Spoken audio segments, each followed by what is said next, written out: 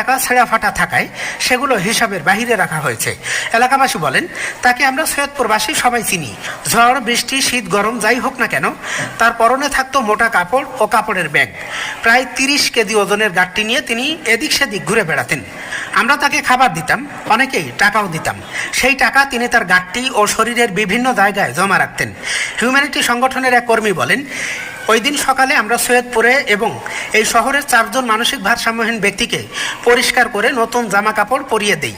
পরে এই ব্যক্তির সন্ধান পেলে আমরা তাকে পরিষ্কার করতে আসি সৈয়দপুর রেলওয়ে মাঠে।